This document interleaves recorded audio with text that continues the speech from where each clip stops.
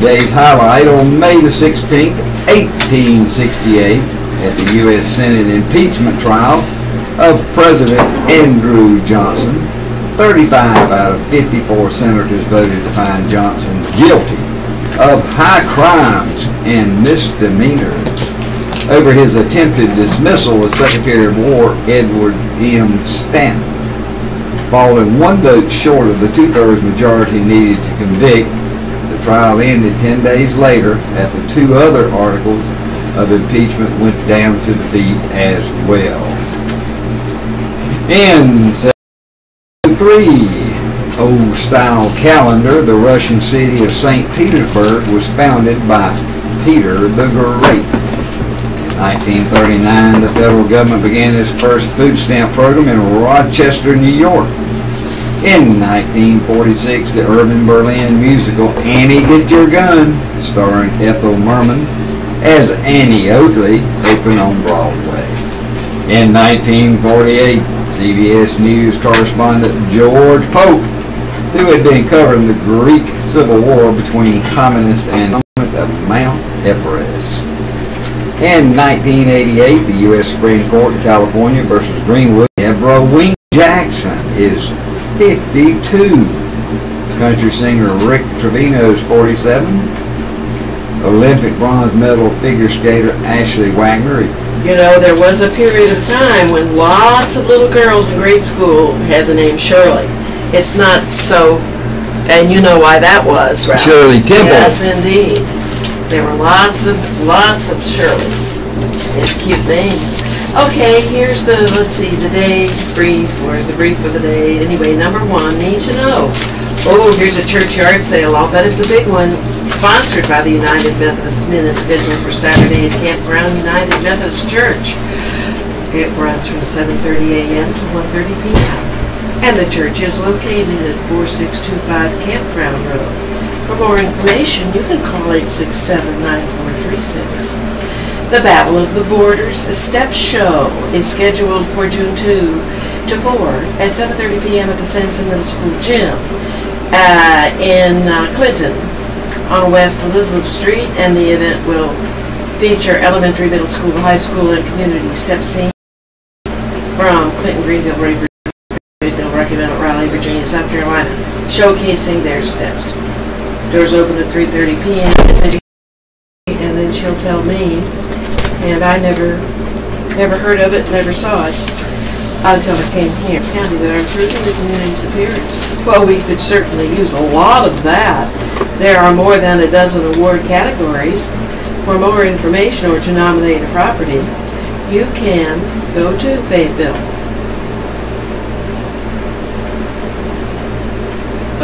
Christy Cannon is the owner of the Inland Mermaid Stained Glass and Gifts. She is a stained glass artist. Christy said she's been making and repairing custom stained glass for 3 years. Most of my business comes from word of mouth, and she can be reached and the expensive ones. Park power shut off. Resident of the mobile home park on Johnson Street said Tuesday morning they don't know where they will go now that federal officials have ordered power to their mobile home park shut off. I don't know what we're going to do, Dewey McClam said about an hour before the noon deadline for the power shut off. McClam, an Army veteran with health problems and a refrigerator full of food, said he found out the power was going to be shut off shortly after 8 p.m. Monday when police drove to the trailer park and handed notices to the residents. Residents said they're being punished for something that is out of their control. City officials said they ordered the electricity to be disconnected after finding that the internal power grid to the park was substandard and dangerous. It was the latest in a long list of violations the city has filed against the owners of Mobile Manor dating back nearly 20 years. Officials held a news conference at 1 p.m. Tuesday to discuss the situation and what they were doing for 37 families who no longer have power. By late afternoon, officials said they had made arrangements with the Salvation Army and the Hope Center to relocate some families. Others found temporary accommodations with Fayetteville and residents, and 17 trailers decided to stay in their homes, the city said. Residents of the park don't have to move, city officials said, but they will be without power until the matter is resolved. The electrical supply for the street lights in the mobile home park was not shut off for security purposes. Many of the residents said they have no idea that Progress Duke Energy was going to disconnect their electricity until police notified them Monday night. The electric company owns the main transmission line to Mobile Manor, but it's up to the park owners to ensure, Arvada said, and sent an email to her the following day. He said the order to shut off the power was made Monday after the property manager and others who don't know where they will sleep. McClam, 62, said he and his common-law wife, Malala Vonacek, 68, are both in ill health. He said she has had 2 strokes and got out of the hospital about 3 weeks ago after suffering from pain. Said he needed to find a place that would house him, his wife, and their 3 dogs. We need some help, Hamilton said. We are poor people. We don't know a dime. We don't owe a dime, and ain't nobody going to get the dirt road that rims the park. Out back, a dumpster is piles of support from the property owners. We probably wouldn't be in this position that we're in now. Adolph Thomas, a city community development official. Well, lots of ideas came to my mind, Ralph. I guess I was a good girl. The next few days are going to be cooler, so for those, get a little generator to hook up your refrigerator. You might get somebody to do that for you if you don't know how. I wouldn't like to go buy some ice. You can keep your food. You might have to buy cheap ice. Beware about doing that. I would be in the same pickle. I've got. You would be certainly a real good taking a chance on you to pay your bills. That would be for help. Teachers ready to rally in Raleigh. Ooh, ready to rally in Raleigh. Okay, here we go. Educators want lawmakers to rally at the state legislature to call for increased spending for public education. Teachers, 38,000, and 5 and 6 should have different salaries. And about that. Now let's see where all these poor teachers. That's instead of our classrooms. Says an announcement from the North Carolina Association of Educators. Times with Fayetteville paper. Lawmakers have boosted education spending. A teacher pay to reach the national average in 4 years. I want the legislators to kind of wake up and put education first, said Joseph. Next year, the average teacher pay will grow to over $53,000, and that's before the local supplements, benefits, or bonuses are included. Okay, well, all right. Poor Public teachers. safety, Cumberland County arrests Marita Ida Fala, 34 of the 6500 block of Brookstone Lane, was charged Tuesday with identity theft, financial card fraud, and public assistance. Bail was set at $5,000. Cameron Joseph McGeehan, 26 of the 6200 block of Lena Drive, was charged Tuesday with obtaining property by false pretense. Bail was set at $10,000. Rodney Scott Parker, 32 of the 6800 block of Faircloth Bridge Road in Stedman, was charged Tuesday with 2 counts of habitual larceny and 1 count of possessing stolen property. Bail was set. Statement from U.S. Fish and Wildlife Service meant to protect threatened or endangered species, provided no specific limits for allowable impact. The court's brief order set, the limits set by the agency are so indeterminate that they undermine its ability to take statements, enforcement, and monitoring under the Endangered Species Act.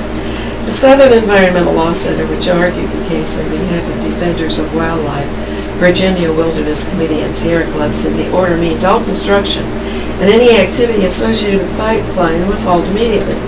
The court order did not directly address construction or other works on the approximately $6.5 billion natural gas pipeline. Good grief, this goes on and on. They could have... Anyway, and the Sierra Club applauds the court for recognizing that the Fish and Wildlife Service, like other agencies involved in the pipeline, failed to impose meaningful limits. Okay, from that.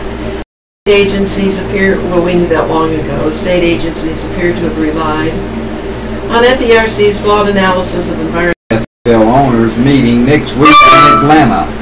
Richardson announced in December he was selling the team. South. Our post office box number is 35029, Fayetteville, North Carolina 283-709-5656, and we do want your birthday date, so call in.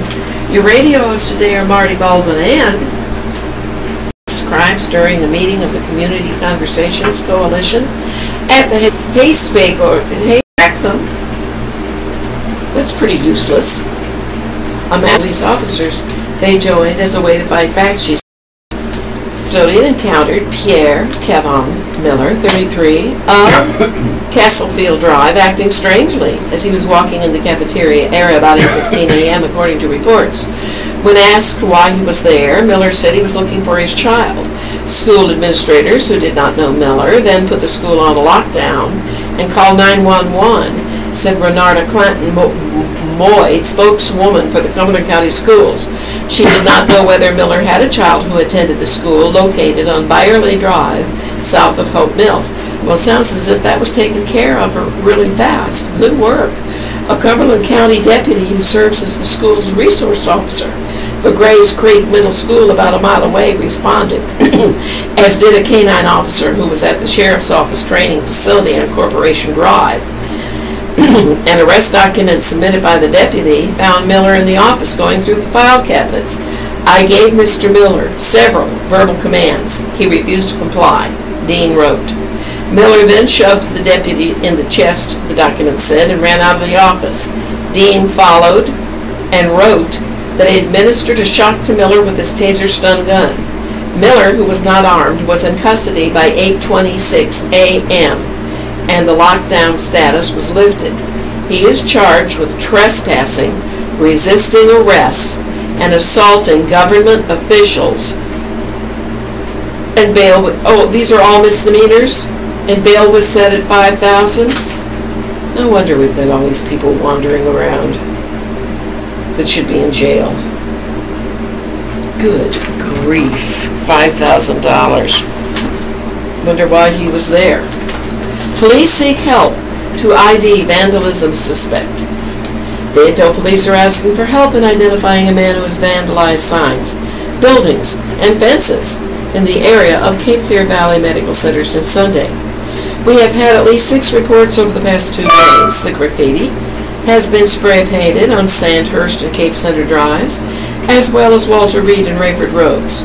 The graffiti includes All City King and Get Buck, which means to get wild or crazy, Strepe said, and has been sprayed in different colors including black, green, and pink. A vascular clinic building was vandalized, as was the back of a building in a shopping center on West Walter Reed Road. At least $1,000 has been spent by business owners to remove the spray paint, Strepe said. Surveillance video from a nearby business showed a man operating a 2000s model Chevrolet Silverado crew cab truck pardon me, with a silver chrome toolbox on the back. Anyone with information, call Crime Stoppers 483-TIPS-8477 or submit an anonymous tip online to Fayetteville Crime Stoppers. You could even call Nancy Cleary 486-3568. Well, somebody's got a vendetta. Here's one from Pembroke. Pembroke store clerk thwarts a robbery. A Pembroke store clerk thwarted the robbery when she grabbed her gun, pointed it at the suspect, and fired shots at him as he ran away. Well, good for you, girl. I guess it was a woman, yeah, her. As he ran away, the Robeson County Sheriff's Office said. It happened about 9 p.m. Monday at the Country Tobacco Oasis store on Prospect Road. Witness said a man walked into the store wearing a black and camouflage mask over his face. Oh, that would be my first clue. Pointed a gun at the clerk and demanded money. The clerk told the man she had to call the office. And if you know anything about that, like a two-door Dodge Challenger sports car. The vehicle possibly headed toward the Spring Lake area after the robbery. The suspect should be considered on and he should not be approached. Anyone with information or hurricane, and that folks should communities along the lumber, tar, and Moose River basins that were in the shortest amount of time. Rebuild, North Carolina has been helping residents devastated by Hurricane Matthew a year and a half after the storm. We appreciate everything our representatives are doing. Cooper told reporters that progress has been made in the recovery efforts, but there's a lot of work to do. He said 630 people get help. I think that's critical. That's the Fayetteville home early Tuesday morning. Fayetteville police responded at 1:26 a.m. to the 6000 block of Willow Brook. Detectives with the Fayetteville Police Department's homicide unit are investigating the homicide and request anyone with information call Detective J.T. Hall at 910-729-2934. With their name, arrested. Oh, the dump truck came to on top of the motorcycle. Murray was a music teacher at Robbins Elementary School, according to the school's website. The area was closed in both directions until the on-site investigation was completed and the Red Sea was cleared and cleaned. Oh, how sad, how awful. Here's a train breakdown, blocks a crossing right over here on Whitfield Street, rail crossing. A problem with the CSX freight train was laced to engine issues with the locomotive that was pulling the train to Rocky Mount. The CSX spokesman said. A service team from the CSX Transportation Office in Fayetteville got a working locomotive for the train and pulled the train off the rail crossing by 4 p.m. Drivers used the Martin Luther King Jr. Freeway as an alternate route or route. What do we say in North Carolina? Ralph, do we say route or route? Either. Either? Or either? Okay. Thank you, Ralph. Your turn. Yes, route. We want to say route here? Okay. District 2 seat to be filled June the 11th. 5 candidates in running to replace Tyrone Williams on the City Council. Fayetteville Mayor Mitch Colvin said Tuesday night during the community meeting that City Council will make the decision on the replacement for former City Councilman Tyrone Williams on June the 11th. The District 2 seat on the board has been open since the embattled Williams resigned May 3rd amid a swirl of controversy. 5 candidates for the position introduced themselves to residents at the meeting, where the discussion included the selection of Williams' replacement. A citizens' input meeting, Colvin said, will be held June the 5th. Tuesday's meeting, presented by Colvin and Cumberland County Commissioner Charles Evans, was held at the old sanctuary of the Second Missionary Baptist Church on Old Wilmington Road. More than 100 people, including local and state representatives, attended the hour-long gathering. Colvin and Evans emphasized that it was not a city or county-sponsored event. Right now, we feel we have a standstill, Evans said, because we have no representatives in the district. Colvin briefly alluded to Williams' affair when he said, "This was a level of concern that I feel I owed this district as representative of the entire city.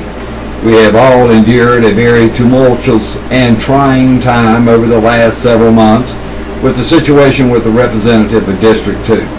Williams, who was in his first term on the board, came under fire over a month ago after the Fayetteville Obsever published a secret audio recording of a December meeting during which he told a developer that he could resolve a minor issue with a property title for $15,000. Williams fell under federal scrutiny, and the council asked for his resignation. His refusal prompted the council to launch a legal procedure intended to force him from office. Williams has denied any wrongdoing. As of 4 p.m. Tuesday, 5 people have applied with the city to represent District 2 on the City Council. The Patricia Bradley, Lynn Brown, Mary Smith, Bunny English, retired General William Gothard, and Sharon Moyer have decided to pursue the seat on the council to represent the largest and one of the most diverse of the city's 9 districts. All Gothard said English were in attendance later in the evening at the church, along with Bradley, Brown, and Moyer. Paul Taylor and Dan Colton both did introductions, indicating their interest in the District 2 seat. The application process for the job got underway on May 8th, and Fayetteville residents have until 5 p.m. on Friday to apply. District 2 encompasses downtown and includes some of the most economically strapped parts of the city. The City Council will appoint Williams' replacement, which is according to the state general statutes. This replacement by law must be appointed within 30 days, but Colvin told the crowd that the council has amended the policy to 40 days. Okay, here are a couple of small articles. I kind of like to read letters to the Observer last Wednesday. They were great. I am a retired teacher educator from Pennsylvania who's been concerned when my student teachers have moved to right-to-work states. Recent marches in West Virginia, Oklahoma, Arizona, and now North Carolina, all right-to-work states, confirm my worry. North Carolina has proved to be particularly onerous for my former students. Not one who has moved to your state earns a living wage on a teacher's salary. The value of graduate degrees and years of experience go unrecognized in the salary scale. Leave to a state that has a better pay schedule. At Title I schools, turnover is closer to 50%. Over the past 5 years, enrollment in teacher education program has dropped, oh well, I'm happy to hear that, by 30%. Working conditions like those in North Carolina explains why. Yes, there have been in the thousands, maybe hundreds of thousands, too many people in universities all over the United States getting degrees in teaching. Working conditions like those in North Carolina explain why. Okay, I couldn't agree more. Were I still working with student teachers, I would be urging them not to seek jobs in your state. Legislators, now the time is to adjust this. And this is from Helen Stittler, Professor Emerita, Indiana University of Pennsylvania. Well, I know that there's one school, at least, the principal told me she hires teachers only from Ohio, because in Ohio you cannot get a teaching job unless you have a couple of years experience. So she hires the new teachers from Ohio, where apparently the education is good for those teachers, and fills her school with a brand new Ohio teachers, and after they've had 2 years of experience they can go other places and get better pay. But you know, if your heart is set on teaching, you better have more plans than just to stay in North Carolina. Scholarships to honor beloved siblings. Hunter Bell still can see himself with childhood friend Cameron Maxwell, and the two of them going one-on-one on the miniature basketball court at the Maxwell home on the hill overlooking Park Avenue. They were the best of times. They were the best of times. Cameron was one of my closest friends longer than I can remember, Bell says. We hung out all the time growing up. We especially loved playing basketball together. When the boys weren't shooting hoops, you'd likely find them heading toward Chapel Hill with Billy and Kathy Maxwell, including daughter Connor, for the University of North Carolina basketball games at the Dean E. Smith Center. Billy Maxwell, 47, was a developer and father who coached Cameron's juniors varsity basketball team at Village Christian Academy. Kathy Maxwell, 43, was a model mother. Connor Maxwell, 17, was a pretty blonde with a quiet demeanor amid beautiful smile who loved cheerleading at Village Christian Academy. Being a Girl Scout and going to church missions, Cameron Maxwell was 15. Connor was extremely kind, Bell says. It was always obvious how strong of a relationship Cameron and Connor had. Soon after the Maxwell family deaths, a scholarship endowment was started with remaining money from Connor's Girl Scout troop. Bill says his 6th annual Maxwell Family 3-on-3 basketball tournament dinner scheduled for 6 p.m. Thursday at Snyder Memorial Baptist Church, and where former UNC All-American and member of the 1980 U.S. Olympic basketball team Al Wood will be guest speaker. Until this year, none of the money has been given out in the form of scholarships. A few of us learned of this back in the fall and decided to put together a formal scholarship selection process and a selection committee. The scholarship committee is comprised of Ann Rose, Janet Pruitt, Mike Copenhaler, Craig Morrison, and Bell. They were definitely all great people, Bell says, about Billy, Kathy, Connor, and Cameron Maxwell. They played a huge role in my life, and I know many of my friends and others in the community can say the same thing. It is now time for the reading of the obituaries, and I'd like to dedicate the reading of the obituaries to my dearly departed mom, Virginia Brantley Robertson, who was non-ambulatory and unable to see her last few years of life and would have loved the radio reading service. And to Drew Wotanic, who was a mentor and recruited me into the radio reading service. And of course, we just had the 8th annual Drew Botanic Memorial Golf Tournament at Gates 4. How was it? And everything was very good. Beautiful weather. We were blessed with the weather, although it was a little warm, but we had a nice breeze blowing and we had great participation. But we need more help from our listeners. We didn't get any help from the listeners. No one got us a door prize. But maybe next year somebody will. Death notices. The following deaths have been reported to the upcoming editions of the Fayetteville Obsever to complete obituary information. In Cumberland County, Paula Jeanette McDonald, 94, Wade, Herring Funeral Care and Cremations. Leonard Patrick Fitzgerald, 68, of Fayetteville, Lafayette Funeral Home. Kyle A. Smith, 23, of Hope Mills, Pinecrest Funeral and Cremation Services. Erika Monique Lewis, 7 weeks, of Fayetteville Crematory Services. James Brayboy, of Fayetteville Covenant Funeral Home. Elizabeth Robertson, 61, of Fayetteville Wiseman Mortuary. David Gedden, 80, of Fayetteville Affordable Cremations. In the Capeville region, Shantez Hyson Wati Alford, 21, of Stockbridge, Georgia, formerly of Laurinburg Bowie Funeral Home.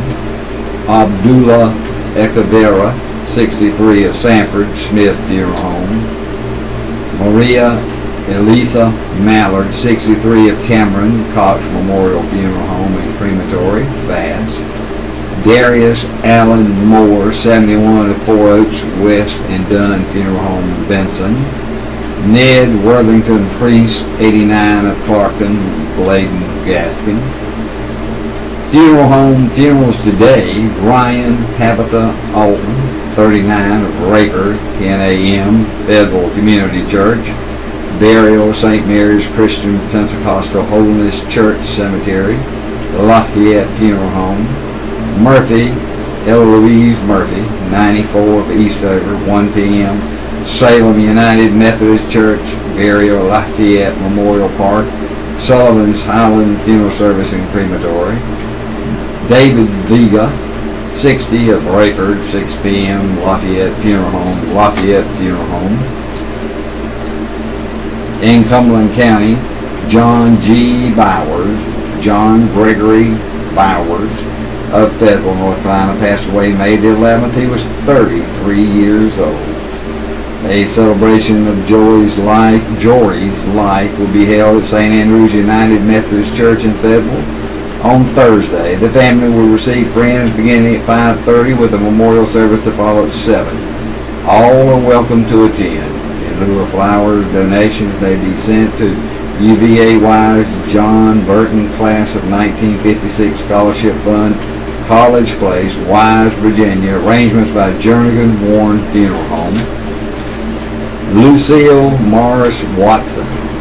Lucille Morris Watson, 85, of Fayetteville, passed away Saturday, May 12th in UNC Hospital in Chapel Hill.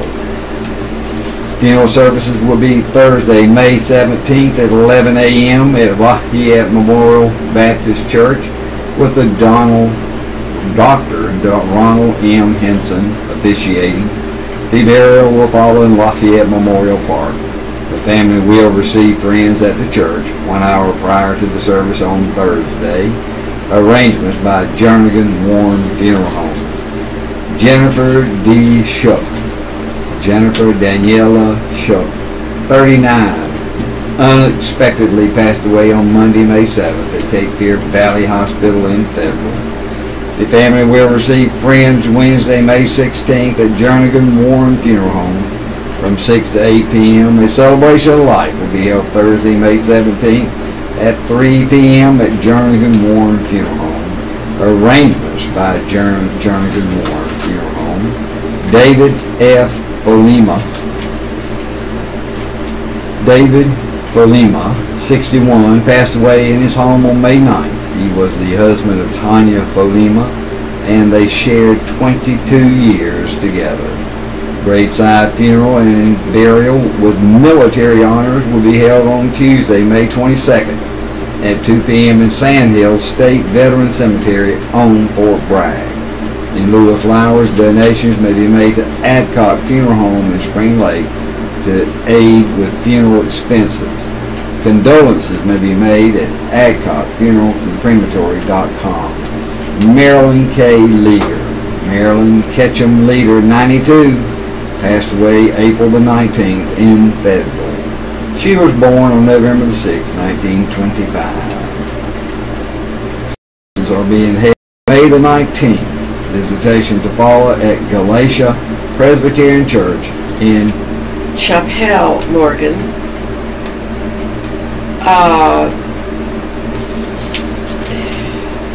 A memorial service will be held on Saturday, July 28th at 11 a.m. at Clarksville Presbyterian Church in Clarksville, Virginia. Visitation will be held from 10 a.m. to 11 a.m. at the church.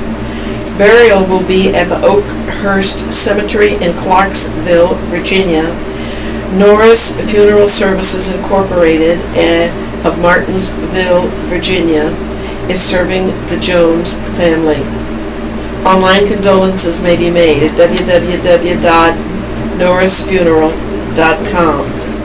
Tabitha Autumn Ryan of Rayford, 39, died in 2012. She is survived by her parents, Ryan, Julie Minter, and others. Visitation will be held Wednesday, 16 May, 9 a.m. to 10 a.m. at the Fayetteville Community Church, and a funeral service will follow at 10 a.m. at the church with Pastor Wesley Pritchard and Evangelist Patricia McDougall officiating. Interment will be in St. Mary's Christian Pentecostal Holiness Church Cemetery. Condolences to the family may be left at www.lafayettefh.com. Services for the family are entrusted to Lafayette Funeral Home. Earl H. McClure of Elizabethtown, 95, died May 11. Funeral Thursday, 1 p.m. Bladen Gaskins Funeral Home, Elizabethtown. Visitation Bladen Gaskins, Wednesday, 5 p.m. to 7 p.m. Burial Bladen Memorial Gardens, Bladen Gaskins.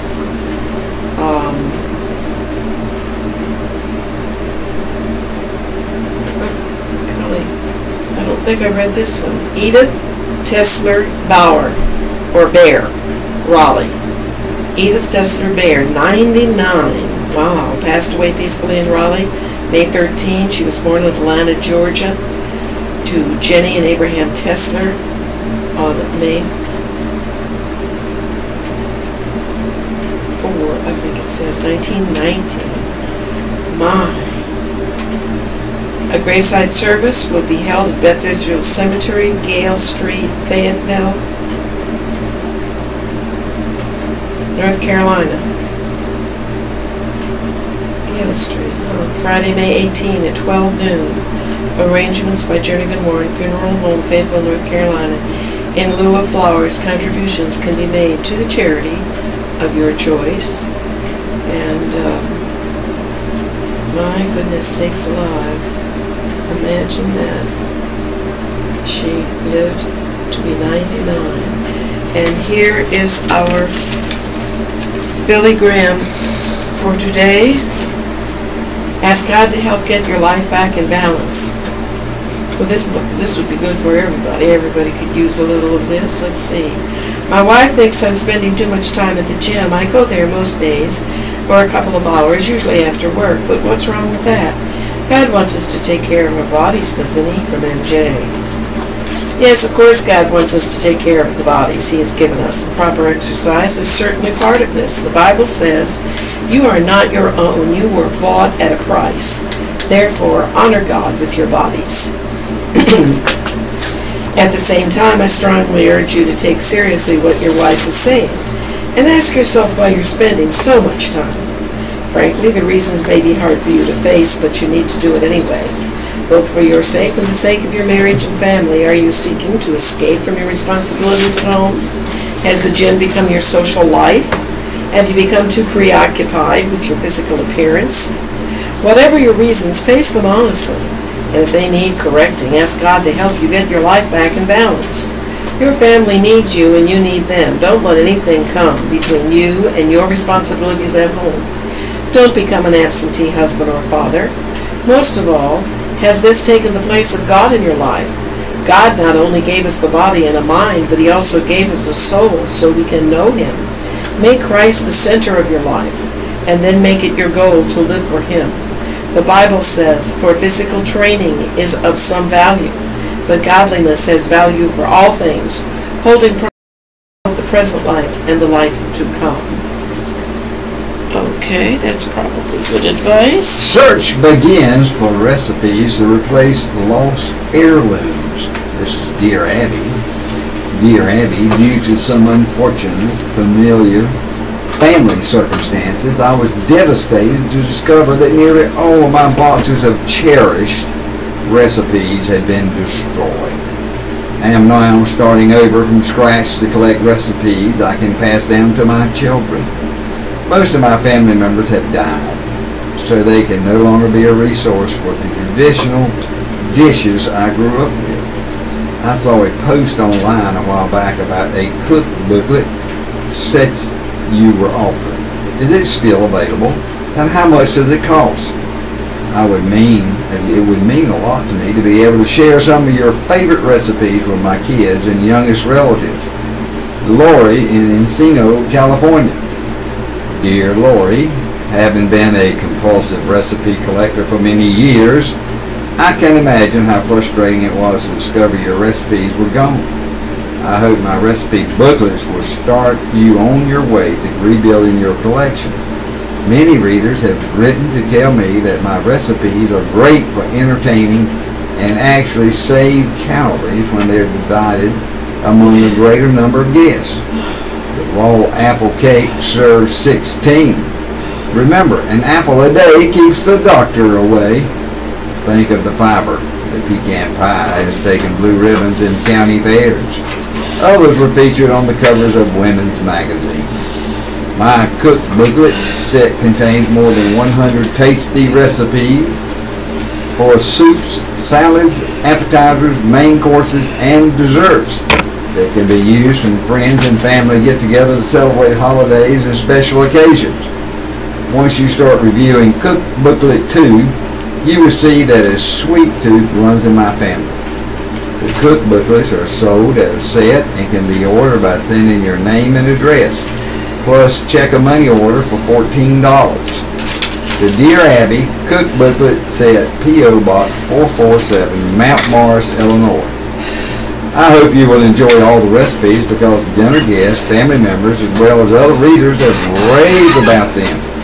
They have even been used as the basis for Dear Abby themed dinner parties. The place cards were decorated with hearts and flowers, and the centerpiece was a bouquet of envelopes addressed to me. Included in this collection are tips on entertaining for those who are inexperienced or nervous about it. Remember, although what you put on the table is important, it's who you put in the chairs that makes a great party. Dear Abby, What do you do if your friends have graciously given you several nights free at a lovely beach hotel, but your room faces a huge wall covered by a black tarp? A construction site. We've been told that no other rooms were available. Room with no view. Dear room, because other accommodations aren't available, you graciously accept that you won't be looking out at the moonlit water. Then do your best to enjoy your free holiday. Spend as much time on the sunlit beach as you can. Don't forget to use sunscreen. Okay, here's your horoscope. You want to say that birthday person again? Birthday, Mary McDougal and Shirley Jones. Well, here's your horoscope for today, ladies. For Wednesday, May 16, by Stella Wilder. Born today, you are perhaps one of those most noticeable individuals born under your sign. Your personality and talents propel you to the heights of success and win you the hearts of virtually everyone who comes in contact with you. Well, that's a nice horoscope, isn't it? Taurus, you may be unable to avoid sharing a certain piece of information today, and it's likely to feel better than expected. Gemini, it's time to give someone else the chance that he or she never gave you. By day's end, a personal mystery can be solved for good. Cancer, you're trying to figure out something that never really made a difference to you, but today it'll figure prominently no matter what you do. Leo, you may fear that you will be bored by the details, but in fact, now is the time for you to dig deeper and get as specific as you can. Virgo, the role you play in another's affairs today is going to be more significant than both of you may have expected, and productive too. Libra, you mustn't let anyone distract you today from the job you have to do. Once it's completed, you'll be able to indulge in a little whimsy. It's a good day to experiment with something that others have passed on, but that you think could work out quite well for you. Began to settle swing state Pennsylvania's chaotic congressional landscape after a court fight ended with redrawn districts just 3 months ago.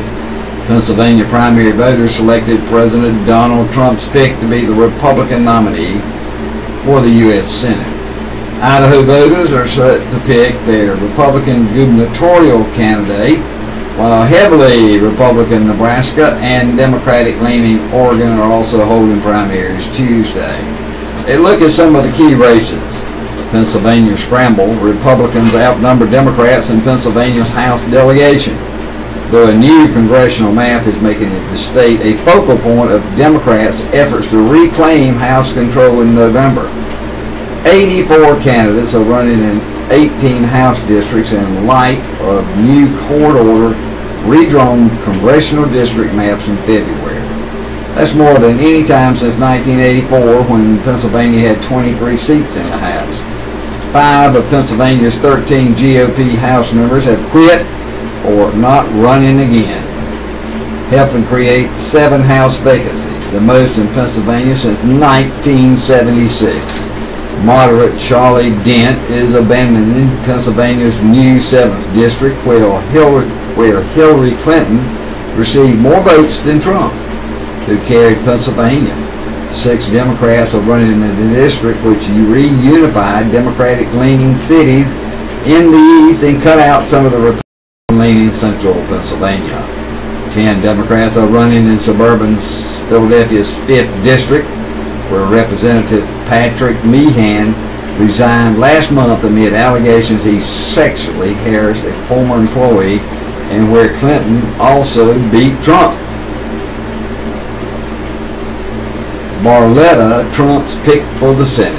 Trump's pick for the U.S. Senate, Representative Lou Barletta, won the Republican nomination in Pennsylvania. Barletta was heavily favored over State Representative Jim Christiana to become the Republican challenger for Democratic Senate Bob Casey, who is seeking a 3rd term in November. Barletta was a Trump supporter before the 2016 presidential nomination was settled. The loyalty won Barletta Trump's early support in the Senate race, as well as recorded telephone calls last weekend, Featuring the president at the Carolina Highlands. You are truly a credit to your profession. Residents and of the Carolina Highlands of Fayetteville. I've always heard wonderful things about it. I take turns taking my granddaughter Sophia to school every day. She's in kindergarten and she loves going to school. All of the young male students open the door at Fayetteville. How nice that they're teaching that at school. At least it's not illegal yet to teach children some manners. Maybe next year. Alrighty, let's look at apple thoroughly and rinse well. Dry with a clean paper towel. Frozen fish. Dear Heloise, we love fish. Aside from my husband fisherman, I buy salmon at the store. I'd like to know how long fish can be frozen. The bet is to never place metal in the microwave. Thin pieces of metal, such as aluminum, poses serious vitamins which repair your DNA and aid functioning of your brain and nervous system. 4. It's a good source of potassium, selenium, and astaxanthin, which helps fight inflammation. From Heloise. A mother's advice. Dear Heloise, the best advice my mother ever gave me. When cooking with anything that has a handle, always turn the handle to the side so that no one walks by and knocks the pot or pan off the stove.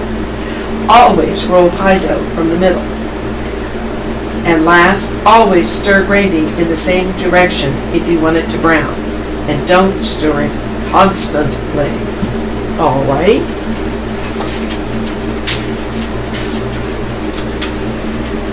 Okie dokie. North Korea threatens to cancel U.S. summit. Oh, what a surprise. So, South Korea.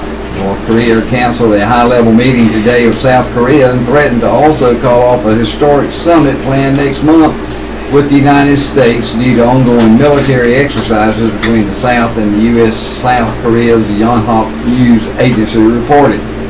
The two Koreas were set to hold a meeting later today at a border truce village to discuss setting up military and Red Cross talks aimed at reducing tensions and restarting reunions between families separated by the Korean War. But hours before the meeting was to take place, Pyongyang canceled the meeting and also questioned whether next month's talks between North Korean leader Kim Jong-un and President Donald Trump would happen. Yonhap reported, citing North Korea's Korean Central News Agency. The United States also will have to undertake careful deliberations about the fate of their planned North Korea-U.S. summit in light of this provocative military ruckus jointly conducted with the South Korean authorities. The two-week military exercise between the U.S. and South Korea started Friday and included about 100 warplanes, Yonhap said. On Tuesday, South Korea's military said North Korea was moving ahead with plans to close its nuclear test sites next week. An assessment backed by U.S. researchers who say satellite images show the North has begun dismantling facilities at the site. The site's closure was set to come before Kim and Trump's summit, which had been shaping up to be a crucial moment in the global diplomatic push to resolve the nuclear standoff with the North. Okay, here's something pretty nice if you're looking for a pet. And I lost my last two pets this year, and I just miss them a lot. You picture named Black Kitty Jelly Bean, and I heard that black kitties are the last kitties to be adopted. When you go to adopt a pet, that it's the last one adopted. Cumberland County Animal Control will host a pet adoption event Saturday at PetSmart on Ramsey Street. The event will be from 10 a.m. to 4 p.m. at the store located at 4721 Ramsey Street. The county said in a news release. Dogs and cats from the shelter will be available for adoption. The adoption fee includes the animal's rabies vaccination, pet license, microchip, and spaying or neutering by a local veterinarian. The fees are male cats and kittens $68, Female cats and kittens, 83. Male dogs weighing less than 50 pounds, 86. Male dogs weighing more than 50 pounds, 93. Female dogs weighing less than 50 pounds, 103. Female dogs weighing less than 50 pounds, more than 50 pounds, 117. Oh my, that's such a lot. Call 321-6852 or visit Animal Control website. The shelter is located at 4704 Corporation Drive, Fayetteville. Adoption hours are Monday to Friday, 11 a.m. to 5:30 p.m. and Saturday, 1 p.m. to 5 p.m. Well, okie dokie. And Ralph? Yes. A family-friendly roadside respite.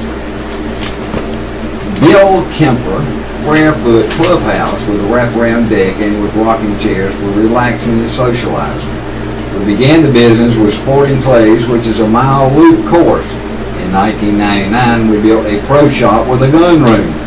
In 2012, we added a wobble deck shooting platform. In the 80s, I discovered Sporting Clays and it appealed to me. I wanted to share my love for recreational sporting clays and to offer a respite experience to other people as well. What are some of Deep River's key features? We were built based on the golf course model. We have a clubhouse, a pro shop, a shooting clays course, and a shooting school that offers instruction packages for beginners to advanced shooters. We are open to the general public, but we also offer membership options that include member discounts. The sporting course and the wobble deck are open to the public. The shooting pavilion is primarily for club members. What is most popular? The recreational sporting clays is most popular. It's our bread and butter. The course approximates hunting but uses clay targets that simulate flight patterns. The sporting clay shooters go from station to station where the natural habitat and terrain change, providing a variety of different shooting challenges. Eye and ear protection is required and shotguns and handguns are available for rent. What has been the economy's effect on the business? Our first 2 or 3 years in business were the most difficult, Kempler said. During the recession between 2008 and 2010, we didn't have to lay around. I'm proud of that. Things got very quiet for a while, but it made me think about what I was spending. I cut off the fat, reevaluated business, and changed my management style because of it. When is your business time? We are business on the weekends. During the week, we do more corporate entertaining and team building activities. We are open year-round, 7 days a week, and only close for Thanksgiving, Christmas, and Easter holidays. What are the key people? I've got the greatest team in the world, Kempler said. I couldn't do it all myself. My wife is the brains. She does the payroll and handles the insurance. Ed Strickland is the face of Deep River. He handles special events and shooting range. Scott Ferguson is my general manager. Tim Parker is in charge of operations and runs the range, sets up targets, and manages maintenance. Here, that's the end. Okay, here's a proposed curriculum to get over the look. This is some more about the schools. You need to do the 30-minute thing. Oh, I do. Okay. I have it right here. Thank you for reminding me. This is the Southeastern North Carolina Radio Reading Service, a United Way partner agency. We broadcast from the campus of Fayetteville State University and our signals carried by WUNC Chapel Hill. As a nonprofit agency, we rely on public donations. We request your support to continue our services. When making charitable donations, please keep the SENCRRS in mind. Our post office box number is 35029, Fayetteville, North Carolina, 28303. And if you have any questions or comments, please call us 910-672-1600 or our toll-free number 1-844-704-5656. And if you want to hear your name on the radio, please call and tell us your birthday date. Your radio hosts are Marty Baldwin and Ralph Walkie And Robertson. we're proud to serve you today here at the radio reading service.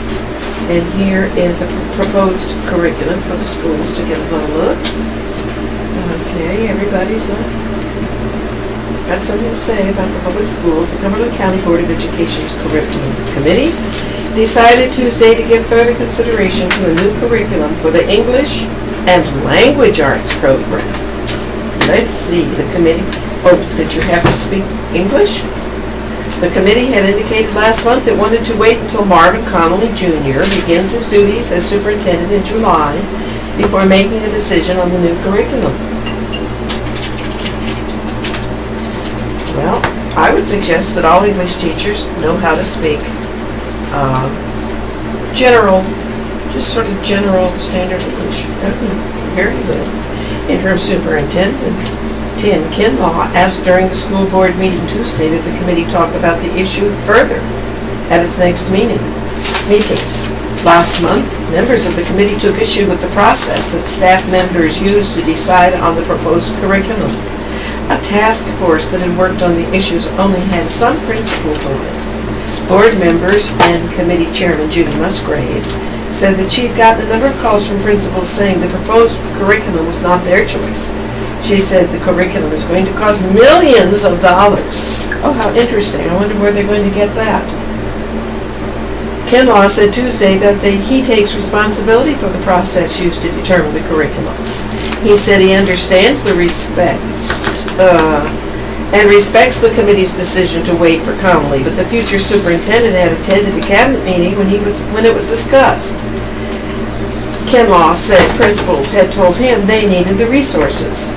My whole goal was to get resources for next year, he said. In other action at Tuesday's meetings, 10 residents spoke to the board about various issues in the school system. Now, I would like to know what the issues are in the Language and Language Arts departments. They didn't say a word about that. Keith Crumpler asked about New Century International Elementary School's language immersion for Mandarin Chinese. He said that even though it was a choice program, students who don't live in the school's area were only allowed in the program if they had a sibling already participating. About 30 students who had applied for the program were not allowed in, Crumpler said. He asked the board to clarify the program's future. There's no question the language immersion program is a success, he said. After the meeting, school officials said students from other districts weren't allowed into the program because the school was at capacity. The program would not be a choice program next school year. Other residents talked to the board about the system's exceptional children's program issues at 71st High School and a rally by teachers in Raleigh today. The board also met behind closed doors for 31 minutes to discuss legal matters. Now, they didn't give us enough details to be very interesting. Taliban overrun parts of Afghan city in major offensive. Kabul, Afghanistan. Taliban fighters overran parts of western Farar city early Tuesday, but were reportedly repelled by late evening as Afghan ground troops and reinforcements, backed by U.S. and Afghan airstrikes, fought for hours to prevent the insurgents from capturing the second city since they were driven from power in 2001. Residents hid from explosions and gunfire. Some government buildings were seized, and the provincial governor fled the city during the day. Afghan media and local officials reported insurgents were confined to isolated pockets. Some were said to be hiding in local homes, making it harder to flush them out. Officials reported a smaller number of casualties during the day, and there was no official update by evening. Farah has only about 50,000 residents, and the surrounding province, Afghan officials offered to restart peace talks, and the attack on Farah was its most ambitious assault since then in rural areas of the country. Both the Taliban and the Islamic State forces have staged shooting and suicide bombing attacks in Kabul and several other cities. I've heard it pronounced Kabul and Cable, so whatever. Only one city, Kunzu, in the north, has previously fallen to the Taliban. The insurgents captured it in 2015 and again in 2016, but in both cases it was retaken by government forces after only a few days amid heavy fighting and airstrikes. The insurgents have not overrun any other city, a fact that U.S. military officials often point to a sign of fatal weakness. The insurgents have been pounding out for months, taking over numerous villages and sparsely populated areas. During 2017, they failed 3 times to seize the city. This time they appear to have been pushed back by a concerted joint military effort that included American A-10 Thunderbolt attack aircraft and elite security units from the western border city of Herat in southern Kandahar province. American troops have been working intensively for the past several months to bolster the fighting capacity of Afghan defense forces. They also have worked to expand the Afghan Special Operations Force and Air Force, both of which participated in the fight for Farah. Well, terrible news. The VA is working fine. Thank you.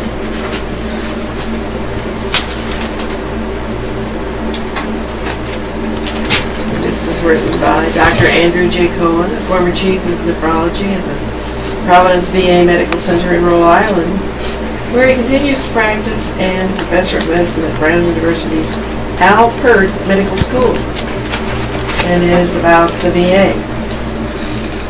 Listen carefully if you use VA. A government-run single-payer bureaucratic healthcare system that doesn't work. That's how Senator Robert Johnson of Wisconsin described the Department of Veterans Affairs last month at Meet the Press. Johnson's remarks are typical of Republicans and Congress who've made no secret of their intention to privatize the department. President Donald Trump's firing of Veterans Affairs Secretary David J. Shulkin constitutes the latest Republican assault on the agency. Shulkin's poor judgment regarding his well-publicized trip to Europe would not have provided sufficient cause for firing, were it not for his well-known opposition to the private. Oh, I think stealing taxpayers' money is one of the major reasons for firing. Good grief. Of course, that's government for you. It's okay to steal.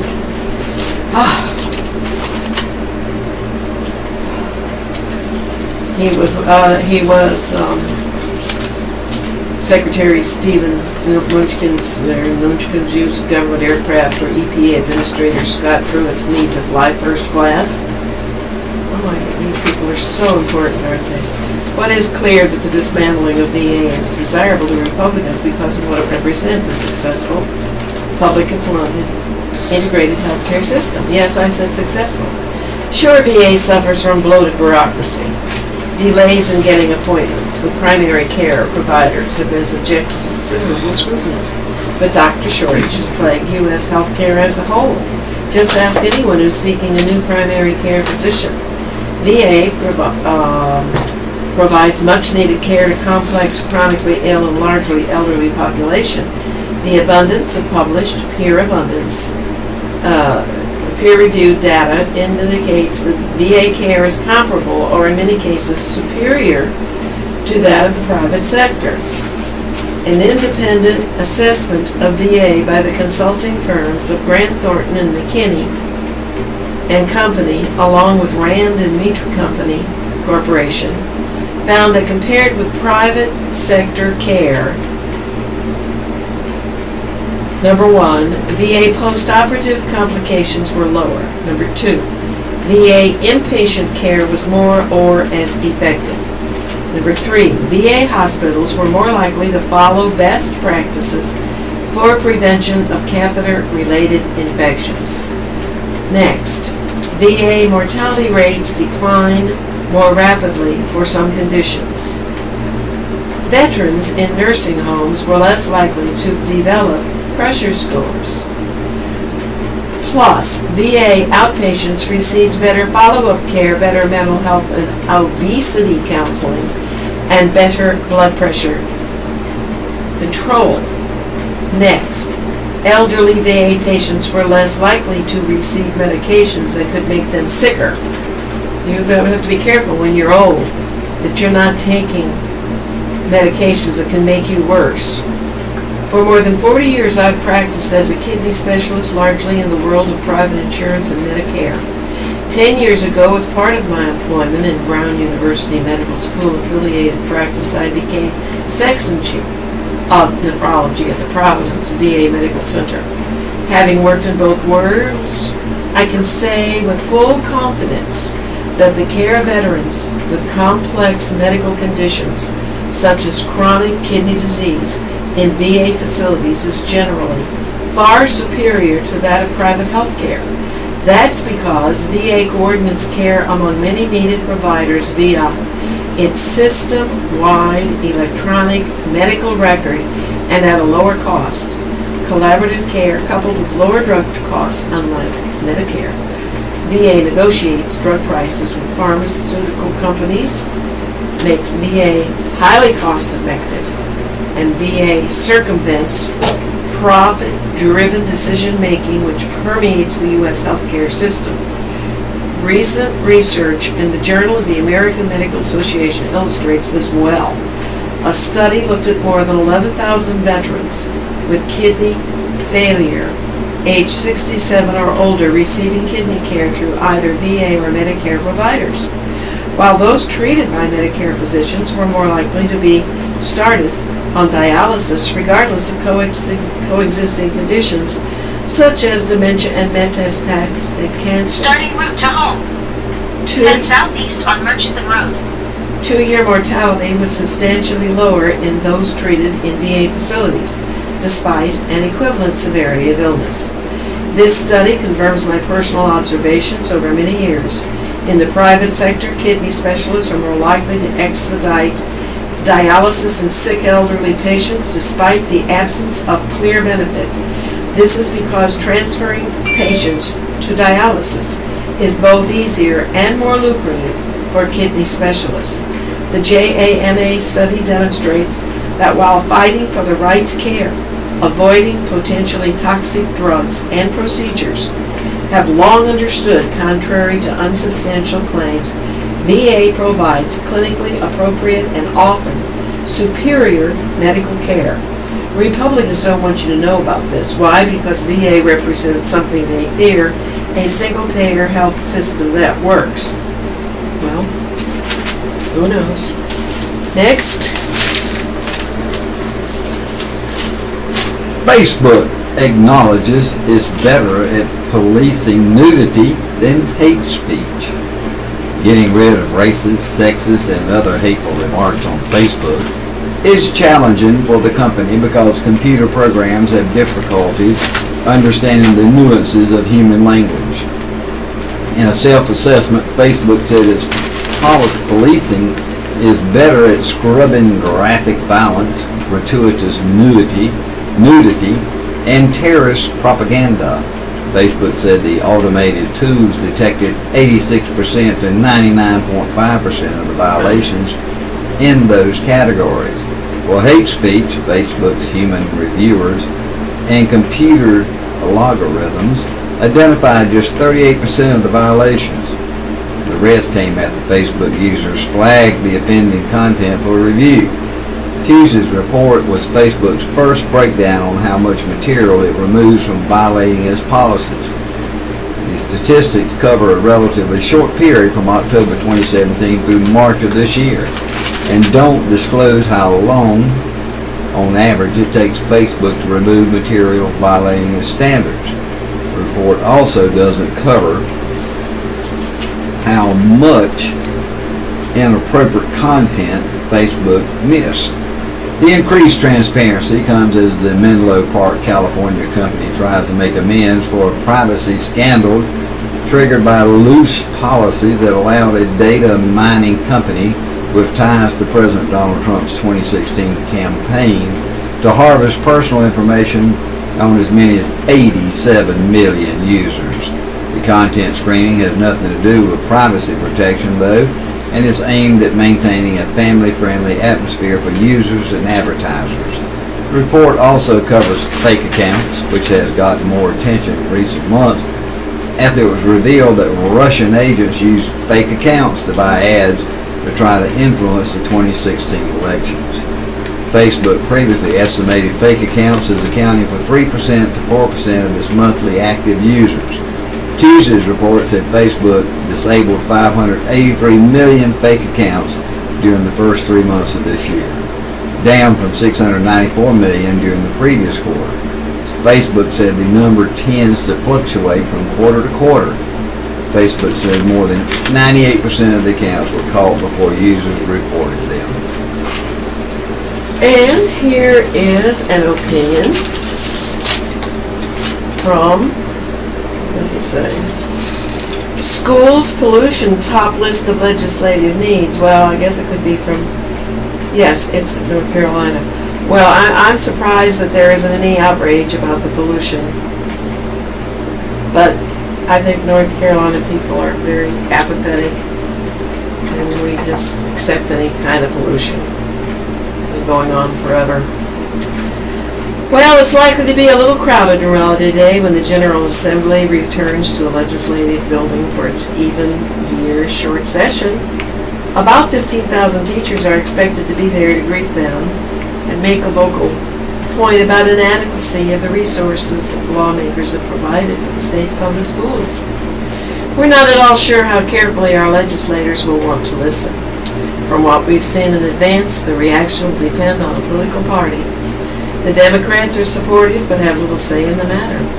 The Republicans, who lead both the legislative branches, have been demonizing the demonstrators in advance, slamming the march as just another left-wing union endeavor, despite the fact that the teachers aren't unionized and are prohibited from collective bargaining, and that is the core of union activities. Protests have more to do with the fact that North Carolina teachers rank 37 in the country in pay, and the state's per pupil funding for education ranks 39th. Well, where does North Carolina ranks low in dozens of areas?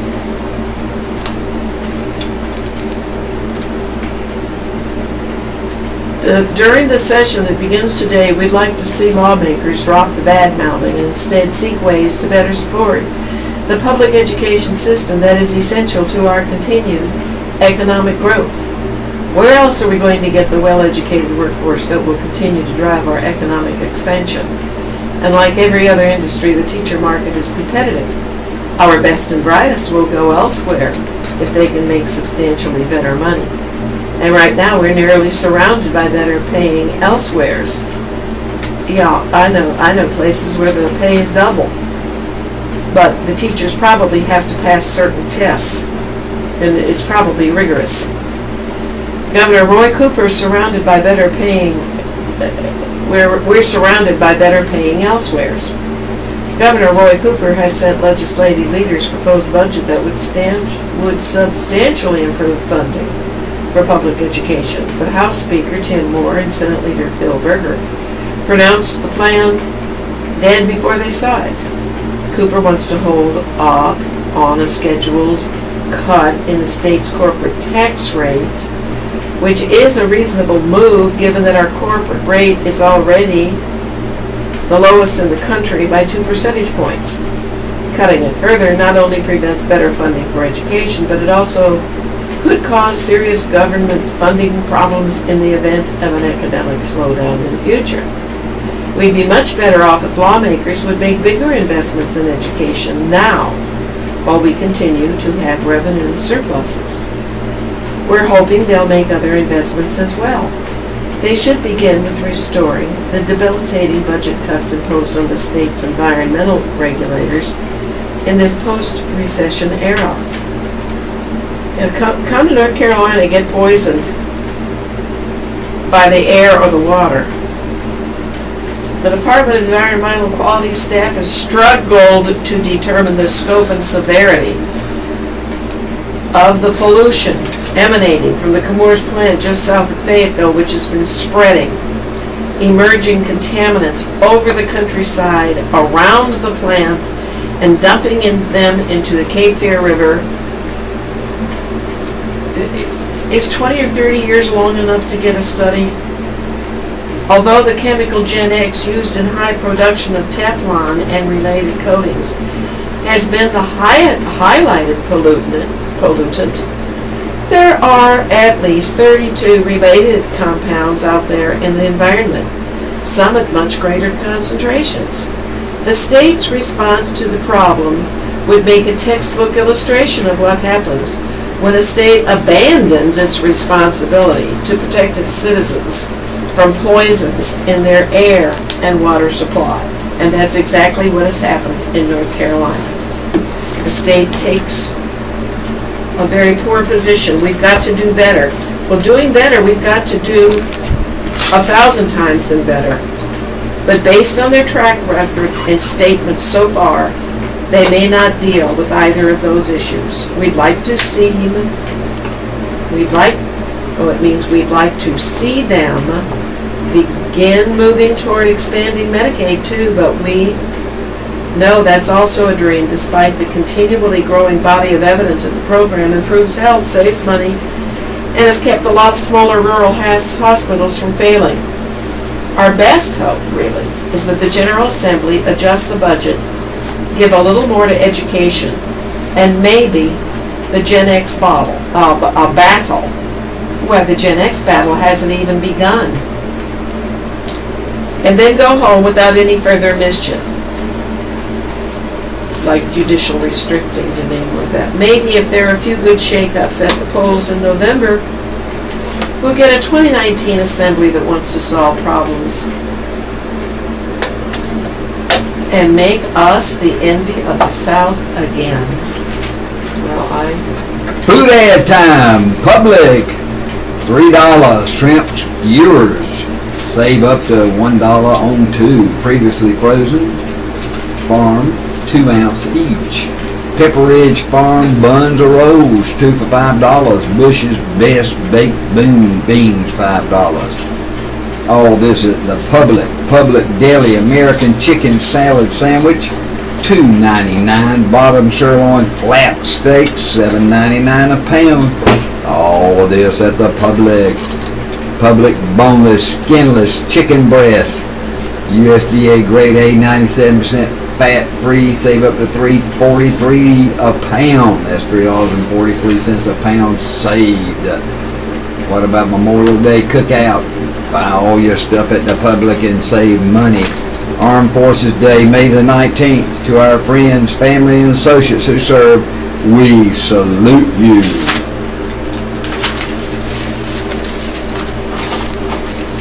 well, there are a lot of good bargains at the Sprouts that I'm not going to have time to tell you about. Tell them about it. But there are a lot of good bargains at Aldi's. I mean, 49-cent mangoes and just terrific bargains. Onions, $1.99. I'm sorry, 99 cents for the 2 This concludes our pounds. broadcast of the Fayetteville Observer. Your radio host have been Marty Baldwin. and Ralph Walkie Robertson. Tune in this afternoon at 2 p.m. for articles from the Hope Mills Sand Spur and the Fort Bragg Light. At 4 p.m. you can listen to Off the Bookshelf. Today's Fayetteville Observer will be rebroadcast tonight at 9 p.m. We will now join the Raleigh Network for additional programming. Thank you for tuning us in. We've enjoyed being with you this morning. Have a wonderful day. About growing up during the 1920s and 30s in Nash County, and it is now available as a podcast. Why that thing so loud? Sure is awful. What? The noise. Never heard that loud. See you later. Okie doke. Well, good afternoon. This is the Triangle Radio Reading Service. Today is Wednesday. What day is it, Steve? It is the 16th of May. Welcome to our afternoon program. Your readers are Steve Messingill and Anna Kogal. Today we will be reading from the sports section of the NNO and the life section, the Carolinian and Washington Daily, Kingston Free Press, Jacksonville Daily, and Carteret News. All articles are read as printed. The content of this program is intended for people who are blind and print impaired. Today's noon broadcast is generously underwritten by Christine and Greg Tenser. At 1:30, our featured program will be R&R, Resource and Recreation. We will now begin with sports from the News and Observer. Steve? Thank you. Here's a commentary about the ACC meetings that are in Amelia Island, Florida. While the ACC football coaches are focused on the typical esoterica of their sport this week at the conference's annual meeting, Sports recruiting esoteric. calendars and headset